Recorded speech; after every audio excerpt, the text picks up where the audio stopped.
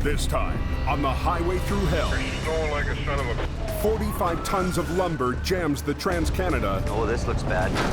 Going too fast. While another wreck teeters on the edge. No! And a complex recovery. I don't know why we're doing it like this. Brings tensions to a boil. I work 24 hours a day. Tearing open a rift between Jamie. You could have badmouth me on the wreck, right? And his top dog. I don't need this job. Maybe I'll just pack up and leave. In the rugged mountains of the Pacific Northwest, there's a highway like no other. The Coquihalla is an engineering marvel. But when the weather turns bad... Look out! It's like the Bermuda Triangle of truck accidents. Keeping the Coke open takes an army. When the highway shuts down, the world shuts down. And a last line of defense. Jimmy Davis en route. A heavy rescue team ready to tackle any disaster. Because here, closure is not an option.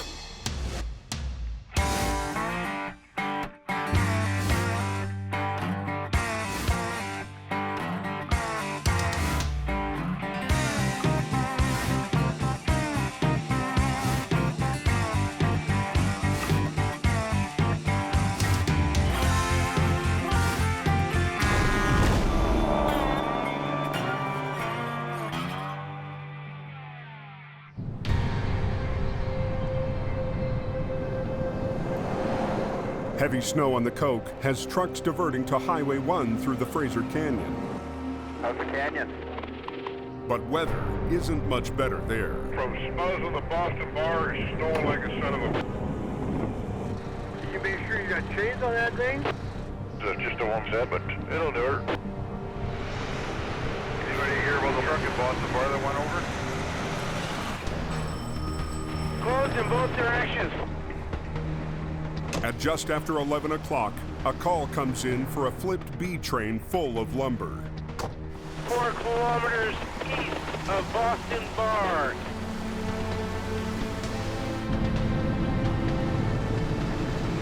There's a semi flipped over load of lumber, and it's blocking all lanes of the highway. Yeah, just another day for a tow truck guy. The wreck has closed down the Trans-Canada Highway just outside the town of Boston Bar. The weather conditions are really bad here, getting worse as we drive out. With snow pounding down in the canyon, the heavy rescue crew must be extra cautious. I mean, the snow's so heavy, there's like one lane in the middle of the highway here. That's the biggest issue here, is get there without dying. The different highways that we work on all have areas that people misjudge. You gotta have your wits about you when you're driving those mountain highways. That's how it is. The wreck happened on a notoriously sharp curve. Yeah, we're getting really close here now. It's not the first time heavy rescue has been here. This is at the same corner where another fellow died last season. Last winter, a truck lost control and smashed into a power pole, killing the driver. So this is some of his personal stuff, so we'll keep care of that for company. We'll probably send it back in a box to the company and they can deal with what they can deal with. I'll keep this for him. Things run through your mind. You wonder who the person is. You know, does the person have kids? You know, is there somebody at home waiting for him to get home?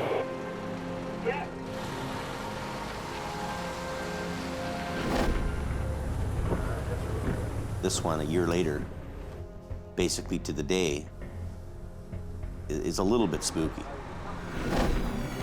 The B train, hauling 2 trailers, hit ice, clipped a barrier, and flipped.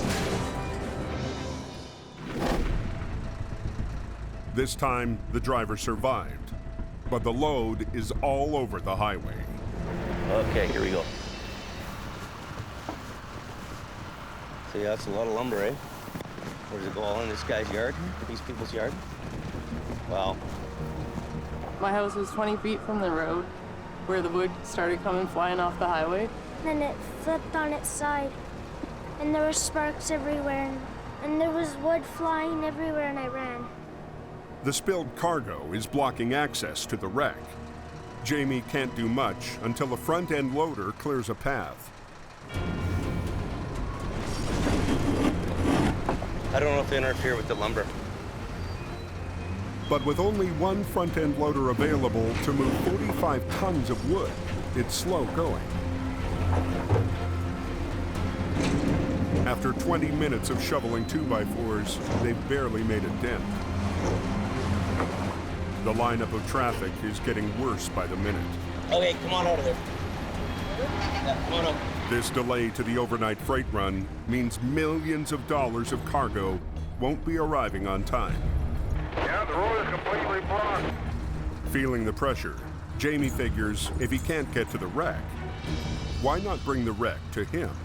You know what we should do? I'll come over here. I'll drag it this way, and then you get on that side now. How's that? Okay. Kev, can you get the cable back? So I'm gonna back up, and then I'll go over there. Jamie decides to pull the wreck up the road so he can flip it.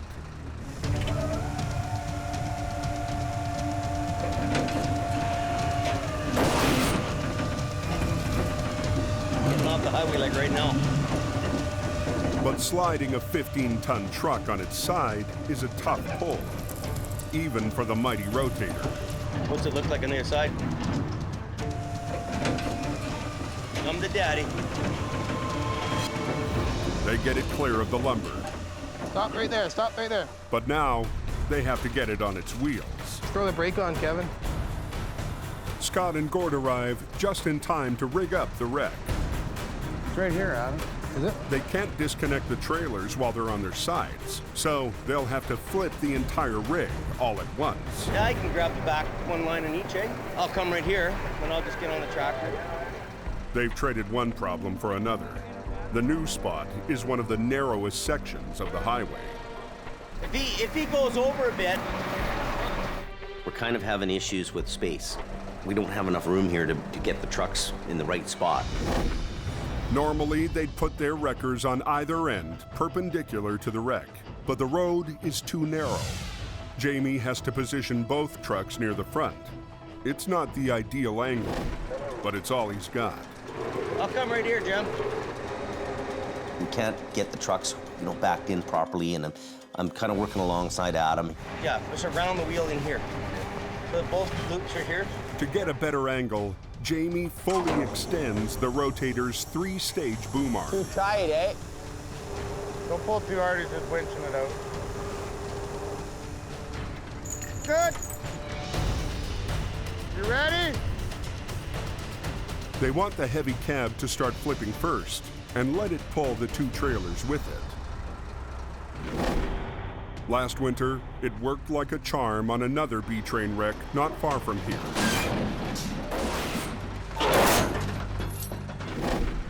Let's do the back one, Adam.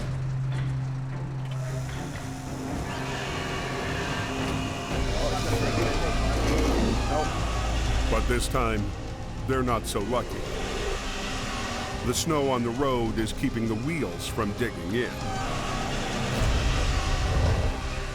I don't know why we're doing it like this. All we're doing is pulling the trailer over towards me, sliding. Why doesn't he go down? You want to pull down on that? It'll come. You just go ahead. I'll pull after. This isn't doing so great. It's picking and sliding. Its trailer's kicking out all the time. Why we wouldn't run a line down low, maybe? Yeah, to what though? Adam and I can, usually spot what we're doing, and we're right on the ticket. But on this one, we're kind of a little bit off our usual game here. The tension between Jamie and Adam has been brewing for weeks. You can only go so much. I'm only one man. With Jamie spending more time in the office, Adams had to take on more responsibility on the highway. If I pull my socks up anymore, I'm gonna tear my feet out the end of them.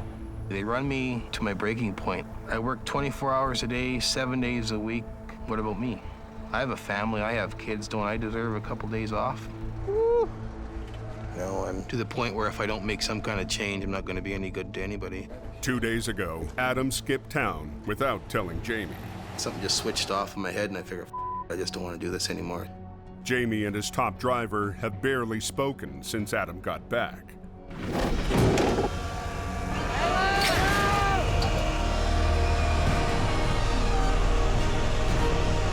I just gonna keep my mouth shut. No comment.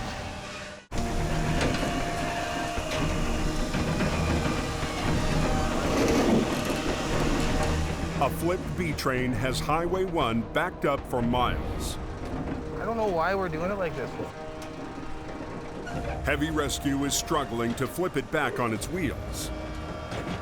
But on the icy road, it just keeps slipping. And Jamie's top guy is losing patience with the boss's plan. Why doesn't he just pull down on that thing? I'll get a chain and we'll anchor off to the back. New driver Scott Bird gets an idea. He re-rigs the cables to a low point on Adam's truck. Don't go to that leg, it takes all my weight off. This one? Yeah, I gotta go up to the top here. By pulling down instead of sideways, the back trailer should flip first, bringing the cab with it. Go ahead, pull the back one. Look out. Look out, guys.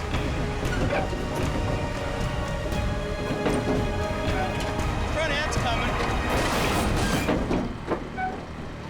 Just like that. Scott's idea pays off. I'm just gonna pull straight ahead, okay? Get out of the way. Minutes later, they get a single lane open. Highway 1 is now open, boys. It's getting nasty up there, too. But Adam is in no mood to celebrate. Well, let's go. Tie that chain to that hook. Kind of wanted to have a nice, relaxing night, but oh well. Adam and I, the only issues we have, we're having a hard time to communicate with each other. And it made for a bit of a rough one. You know, I don't even care. I hook on this thing and I'm done my job and going home.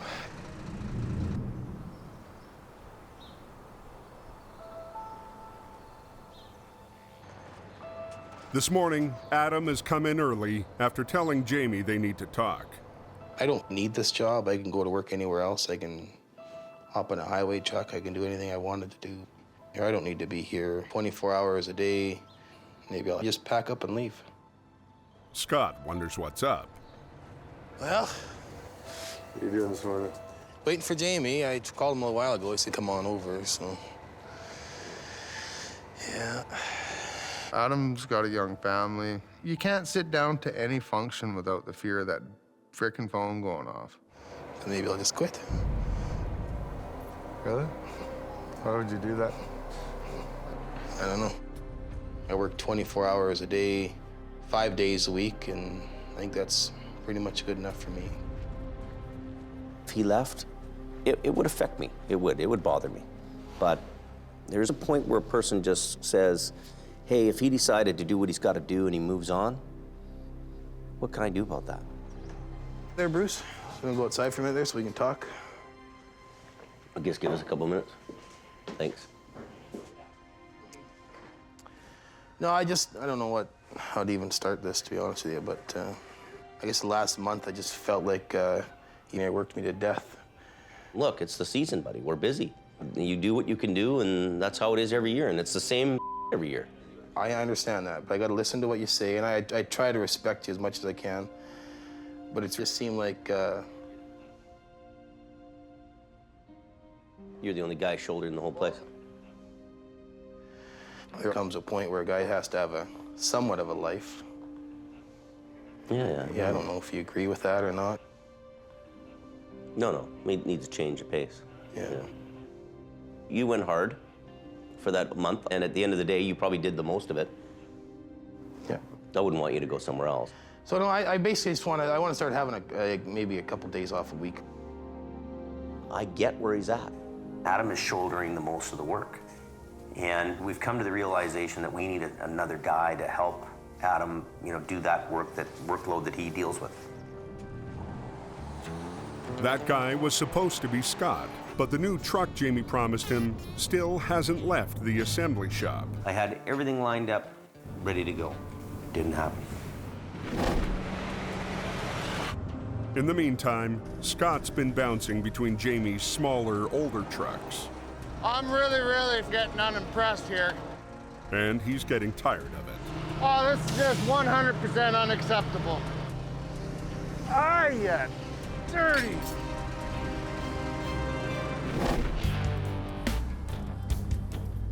Today, he's driven to the assembly shop to check on his new truck's progress. Dwayne, you're working on the wrong truck, buddy. I know. Be right there. Gotta get you over here, Dwayne.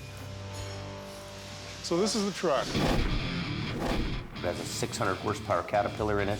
It's got a 20,000-pound front axle. It's got 46 rear ends with lockers. The wrecker's brand new. It's a 30-ton Century wrecker. Every full load bell and whistle on this thing, it's got everything. Because it's never shiny, eh? Oh, it's gorgeous. Shiny stuff. Chrome flares, lights, light rock. Yeah. Shiny, shiny. Makes a guy feel good running down the road, having a prime piece of truck underneath him. Yeah, but it's a touch screen versus Jamie's touch pad. So I got a little bit more Google-phonic than him. Good. Don't let him swap it out on you. Well, I won't. It was a beautiful thing. And it just made me a little bit more antsy. Let's just get in the truck and go. The only problem, it's still not ready. What kind of a timeline are we looking at? So we're a couple weeks out? A couple of weeks out. Yeah. Okay. It's not the news he was hoping for, but at least there's an end in sight. Okay, man. Every minute I'm here bugging you is a minute less wasted on the truck, eh? I want that thing on the road. You know, we're 4 months behind schedule. It's been affecting my income. I left behind some pretty good opportunities to make a lot of money. I shouldn't have listened to Jamie. Yeah, it's happening, it's happening, it's happening. I shouldn't have come here until that truck was on the road. I may be faced with the possibility of having to just dump Jamie on his ass and go elsewhere, you know?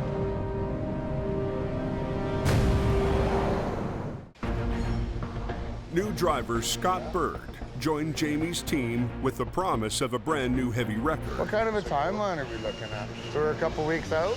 A couple of weeks out. Yeah. But it's months behind schedule, and Scott is losing patience. I may be faced with the possibility of having to just dump Jamie on his ass and go elsewhere, you know?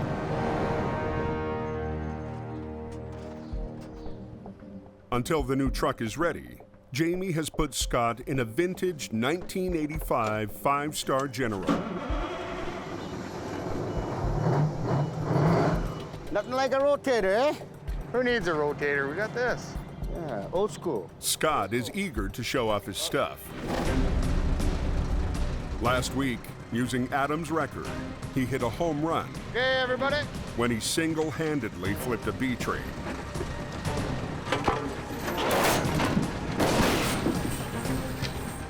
Textbook.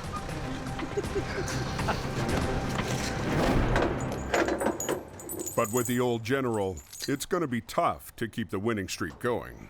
What's it got on it for gear? Chain, man. Those are old school. I think I might have to grab that up in mine. I don't know, it's kind of a cute little truck.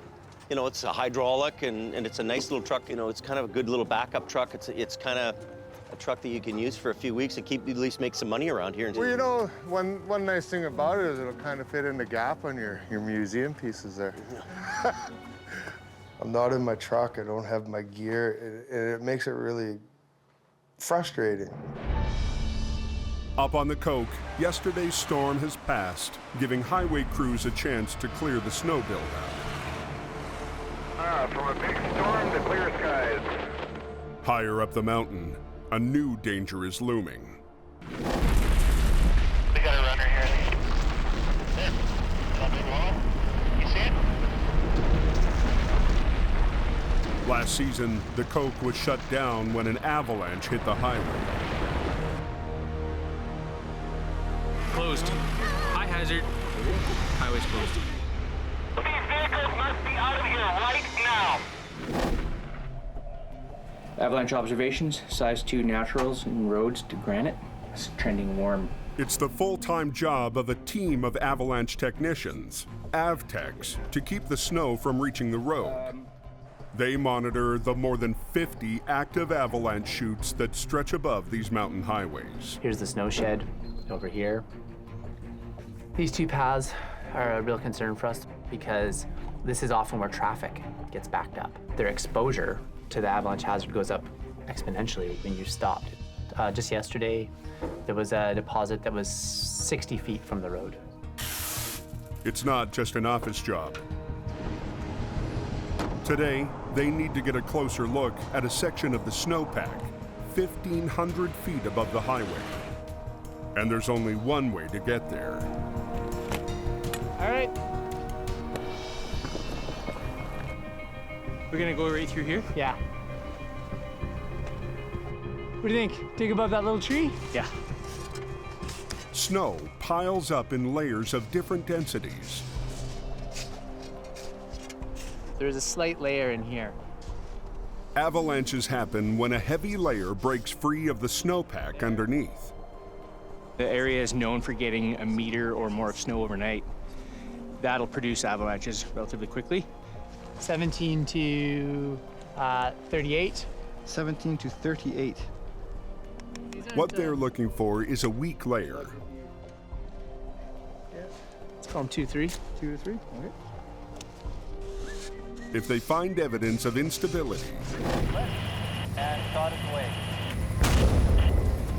they could drop percussion bombs to trigger a controlled avalanche. For right now, the snowpack seems stable. Guys ready? The Avtechs will keep a close watch on it. More weather is on its way.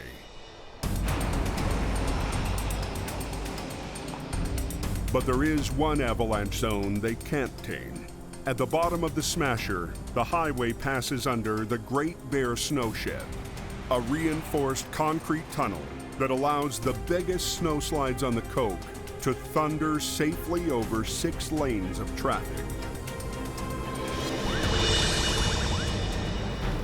Today, an accident inside the snow shed has left traffic exposed and at risk. That's very dangerous. With respect to avalanches, we would try and actually get most of the volume moved through as quickly as we possibly could. A pickup spun out on the icy snow shed floor. An SUV swerved to avoid it, lost control, then hit the barrier and flipped. The RCMP has closed the road, but with traffic backing up in an avalanche zone, they want it open again now. Ken Monkhouse happened to be just up the road in his flat deck.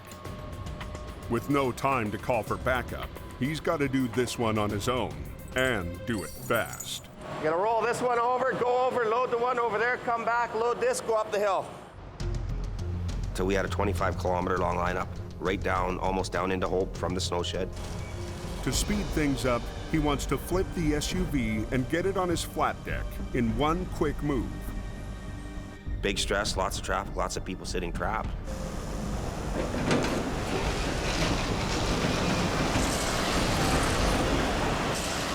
But the road surface is too icy.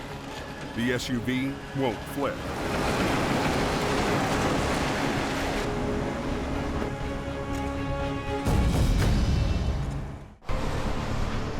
A long line of cars is backed up in an avalanche zone.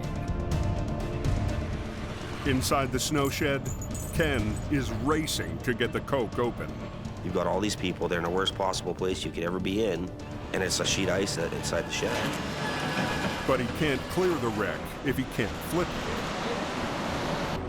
Ken re-rigs with a 2-point line, hoping he can swing the SUV into a position where he can get it to roll upright. When the shed was built, engineers embedded electric warming coils in the pavement, but due to safety concerns, they were turned off years ago. Even with 2 lines, Ken can't get the SUV to flip. It wouldn't dig in, it wouldn't flip over. So he tries something else. I knew that I had to have an extreme low line to the back end of the truck to get it to come over. To pull down on the flipped vehicle, Ken rigs to the low point of his flat deck. He's betting it'll force the rubber on the tires to dig in. I'm looking around, I'm seeing the look on the cop's face. We know it's turning into a gong show. You know, we gotta nip it in the bud because this is taking way too long.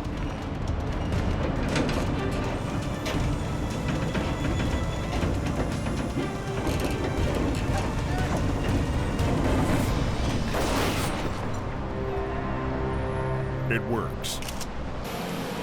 He quickly gets the other vehicle on his flat deck, hooks up the SUV, and the highway's open. It was extremely embarrassing that it took me as long as it did. I've done recoveries like that in 3 minutes. It was still a win. Nobody got hurt. Everything got done. Nobody got killed. No avalanches.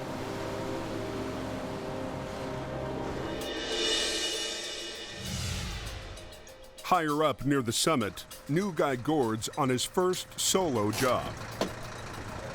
I'll just hook up from the back end, and then the other guy's gonna come up and just make sure everything's good to go.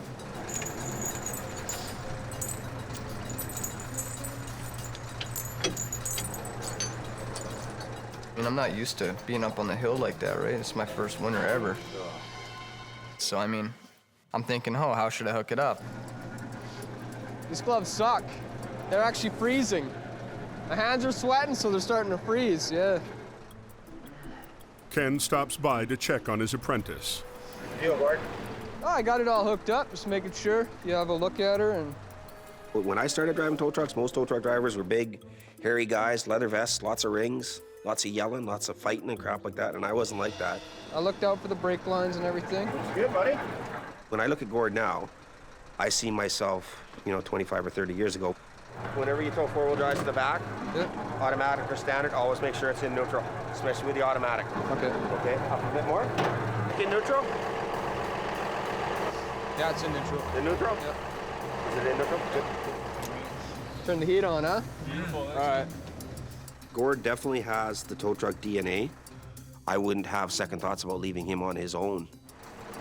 Okay, it is going to dog track a bit.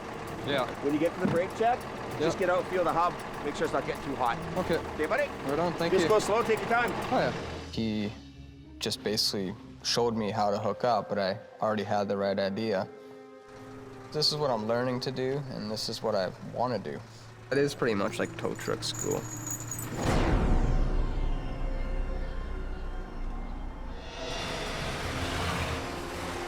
At the base of the Coke, an oversized load has been waiting for traffic to clear. We're 106 feet 6 inches long, 1510 high, and 177,000 pounds gross. Destined for a mine, the huge steel cylinder had to be cut in half to transport. That's not like hauling your average load down the highway. Wide loads test the limits of highway infrastructure. Recently, an oversized trailer clipped a head beam on a bridge in Washington state. A section of the structure collapsed and 2 cars fell into the water. They get huge money to haul those loads. There's a real risk. With the risk comes reward. It's a large, large responsibility. The big concern is that the oversized load has less than a foot of clearance through the Great Bear snow shed. Because the shed ceiling is sloped, the load will only fit if it's in the left-hand lane. Height-wise is a bit of an issue going through the snow shed there. We have to take the left lanes just so that we can fit underneath. There's all kinds of things that can go wrong. You just gotta hold, keep your fingers crossed, nothing does. Alrighty, we're ready, let's get going here. All right, 10-4. By law, the oversized load requires escort vehicles in the front and back. Okay, you're about 3 feet off the right side there, Dale. The convoy stays in the right-hand lane for the slow drive up, so traffic can move around them. Okay, you got an 18 coming up fast on you. Alrighty, I'll give him a little more room here. And 4. He's coming right up on your doorstep.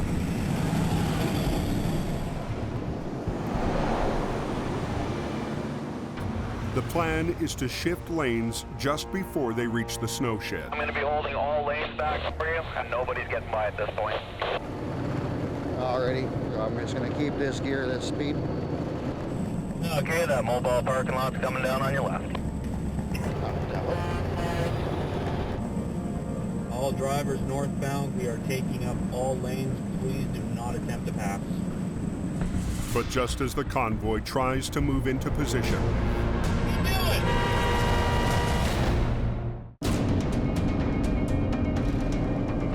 an oversized load is headed for the snow shed. The right-hand lane is too low, So to clear it, they'll need to be in the left. Even though I've been doing this for almost 25 years, it still makes you nervous. All drivers northbound, we are taking up all lanes. Please do not attempt to pass. But just as the load driver is about to switch lanes to the left, What are you doing? he gets cut off. You got a 4 that just decided to sneak on by. He's coming up on your left.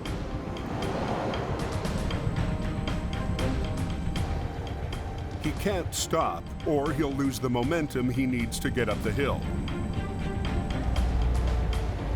Got the 2 left lanes secured for you.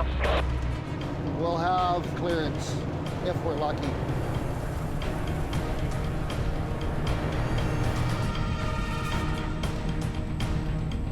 All right, you are in.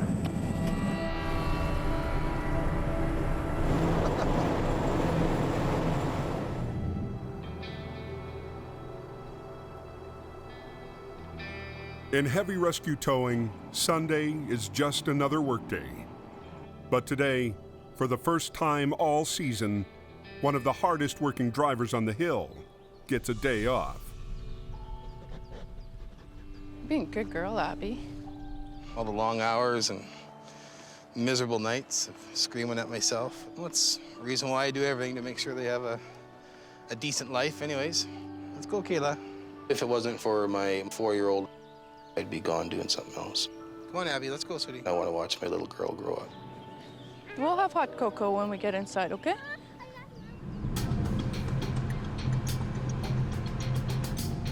Adam's not the only one putting his family first today. Rookie driver Gord's traveled to the city to visit someone special. So what's happening? Hello. Here. How are you? Good. Yeah? I haven't seen my daughter for about 3 weeks now. Well, I think about it every day, right? Gord's daughter lives with her grandparents, so he can work in hope. Come here. Jump really high. As high as you can. Oh, yeah.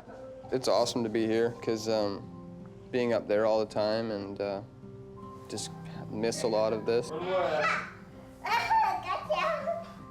Gets a little tough.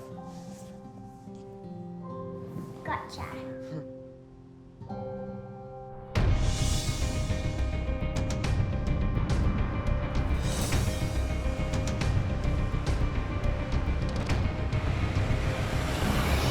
Up on the coke, Adam's HR-52 patrols the highway.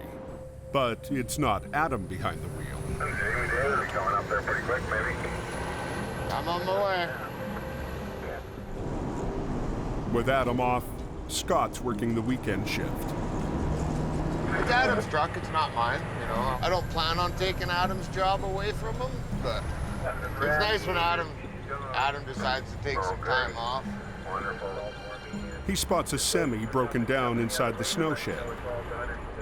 Well, we're gonna stop and check on this guy because he is in a pretty dangerous spot. Well, here comes Jamie Davis here. I don't know if he's here for me or not. Hey, what was your name? Dave. Dave? Okay, I'm Scott. What's wrong with it? Red. Blew the red on it. Oh, son of a bitch. Okay. Water problem. Little bit of a water problem.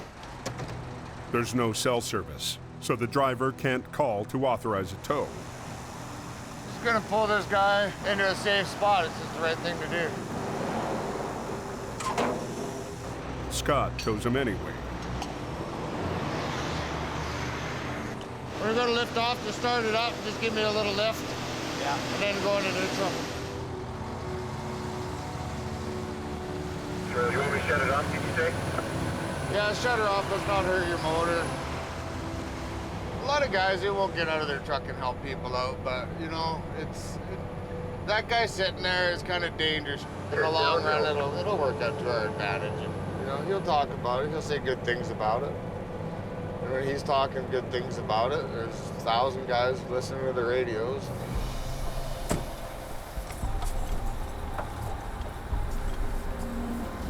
Okay, we're done. Can't help everybody for free, but it's nice to help some people now and then. At the end of his shift, Scott drops off Adam's truck back at the yard.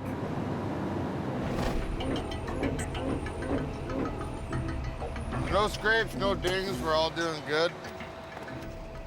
Little housekeeping, got a little bit of garbage to get out of here.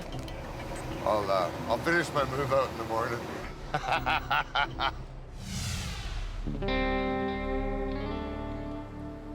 But next morning, Scott's house cleaning doesn't quite pass the Adam test. You can just tell it's been smoked in because you can see all the nicotine everywhere, right? He was smoking and there's ashes all over the place. Well, I like to keep it clean, eh? Yeah. It's like changing your underwear every day. It's got to be done. He'll never drive my truck again. He lost that privilege. So for Scott, it's back to the 5-star general. Come on, turn the lights on. They don't even come on.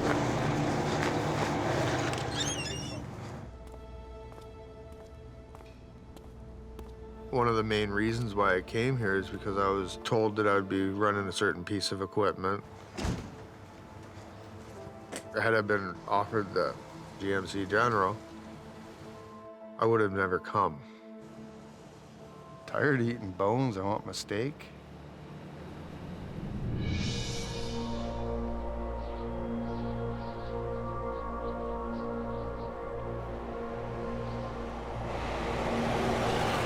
Going pretty hard in the canyon.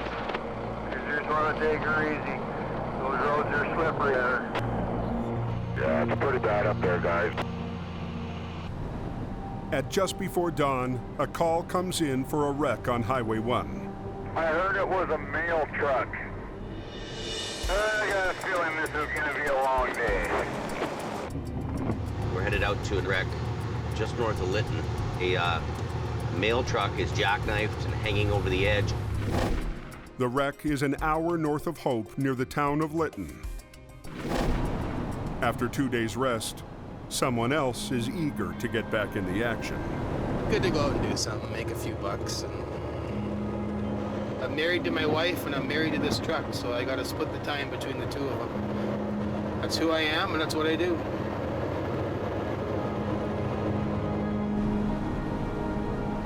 We're just on bare bones guys here, me and Adam, and no helpers. Holy. These trucks don't like the snow. I think his passenger fender's almost kissing the passenger side of the trailer. Holy moly. Look at that. Straight down. Holy moly. Look at that. Straight down. A truck loaded with Christmas mail teeters on the edge of a cliff. My Christmas present's in there. It's heavy. Yeah, it's pretty amazing, isn't it, eh? The truck jackknifed and crashed through the guardrail. All that's holding it from a 600-foot free fall is a single tree. Uh-oh. And that's not the only problem. The trailer and the tractor may not be connected together. If we started pulling on the tractor and the trailer wasn't hooked up, we'd be in a mess of trouble. Then the trailer would go like this. So is this fifth wheel still hooked up? Yeah, it's on then. Wheel's on. Yeah, okay. But there's no frame here. That frame looks broke right there. He's buckled in half. Unbelievable. The trailer is still connected, but the fifth wheel plate holding it is cracked in half. Might be a cutter. Adam hooks up a line to secure the trailer just in case the tree gives way. Jamie is worried about the semi separating. And then just two low lines to it. You know, we have to be fairly delicate about what we're doing. And then it doesn't go down anywhere, right? So you've got it. And we have to make sure that we're not going to put too much pressure on it. And then I'll come back right up to this thing that way. The highway has been closed for going on 2 hours now. So you know what? It doesn't look like it's going to open anytime soon. No, you can't go anywhere. You're pretty much stuck. Whatever they're going to do, they need to do it fast. You know, we could have some troubles with this truck frame. It's a bit pretty flipsy, flopsy, so Adam will hold on to the back end of the trailer no matter what. We decide not to do anything much more with the trailer for fear of damaging it. His plan is to use the rotator to ease the cab out and hope the trailer comes with it. Okay, guys, you want to probably stand back a bit.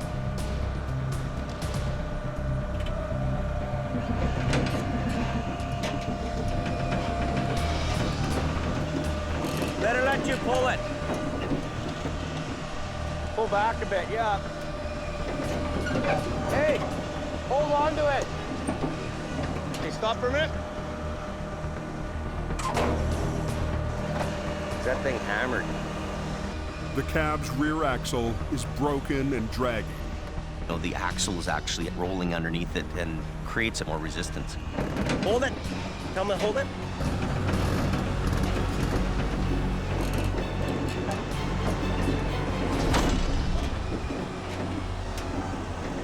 They get it out, only to discover that the cab is even more damaged than they'd thought. Wow, spare parts. I think she's like a single axle now, eh, Bob? Yeah, you took her right out. Yeah. That landing gear okay? Wow. But the trailer's vital signs are good. Landing gear works. How do we luck out that way? So the trailer's pretty good then, really. You didn't rip it off. I know. The intact landing gear means another cab can hook up and get Christmas back on track. But first, they need to disconnect it from the fractured fifth wheel. Being a bitch, eh? I'm trying to pull the kingpin here, but the frame rails are bent right together, like, holy Jaws lock around a kingpin, linking the trailer to the cab. When the lever is pulled, it should release the jaws.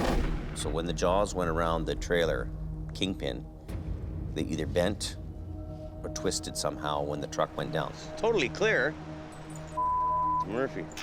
Adam tries using a chain to pull the release lever. What do we do? What do we do? Ready? What about lowering the trailer down a bit on it? Adam lowers the landing gear, hoping to shift the weight off the lever. Hold it. Nope. Nothing. A 5-minute job has now taken over an hour, and the highway is still closed. Until we get that fifth wheel unhooked from this tractor, we can't do anything. We're dead in the water. Well, it's a waste of everybody's time. Keeps the highway closed. Gets Bob mad at me. Jerking around here. We're looking like idiots at the side of the highway trying to get this stupid fifth wheel out. Adam's getting frustrated. I'm frustrated. Did it move? I don't think so. What the? We don't have time to monkey around. It's starting to piss us off. Anything? Nothing. An hour becomes an hour and a half. This is like trying to unhook the fifth wheel from hell. We're cocked to this. What if we were to pull this thing straight so everything's, the whole unit straight? Could do. When all else fails, Jamie turns to the biggest tool he's got, the rotator. He lifts the front of the cab, shifting pressure off the plate, while Adam uses a ratchet to pull the lever. Right there.